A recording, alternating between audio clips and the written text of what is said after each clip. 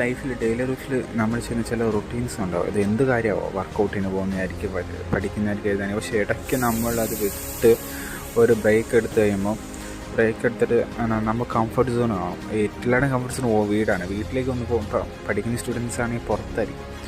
ആ കംഫർട്ട് സോണിന് പുറത്തുണ്ടെങ്കിൽ നമ്മളെല്ലാ വർക്കും ചെയ്യും. നമുക്ക് എന്താ ചെയ്യേണ്ടത്, അത് ഇടയ്ക്ക് ആ കംഫർട്ട് സോൺ തിരിച്ച് ആ കംഫർട്ട് സോണിലേക്ക് പോയി കഴിയുമ്പോൾ നമ്മൾ മുഴുവൻ കാര്യങ്ങൾ പെൻഡിങ് എന്ന് വെച്ചാൽ എല്ലാം പെൻഡിങ് ആയിപ്പോകും.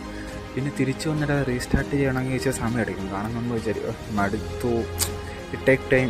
പക്ഷേ റീസ്റ്റാർട്ട് ചെയ്തേ പറ്റുള്ളൂ. പിന്നെ റീസ്റ്റാർട്ട് ചെയ്തുകൊണ്ടിരിക്കുക. എന്നാൽ ഒറ്റ ഓപ്ഷൻ ഉള്ളൂ. എൻ്റെ അനുഭവം കൊണ്ട് പറയുന്നത്, ഞാൻ ചെയ്തുകൊണ്ടിരുന്ന കാര്യങ്ങളൊക്കെ. പക്ഷെ ഒന്ന് വീട്ടിൽ പോയി വന്ന ഒരു ഗ്യാപ്പിൽ ഫുള്ള് മടി പിടിച്ചു. അത് എന്ത് കാര്യമാവാം, നമ്മൾ ലൈഫിലാവാം, ഏത് സിറ്റുവേഷനാവും നമ്മൾ തീരുമാനം എടുക്കണം.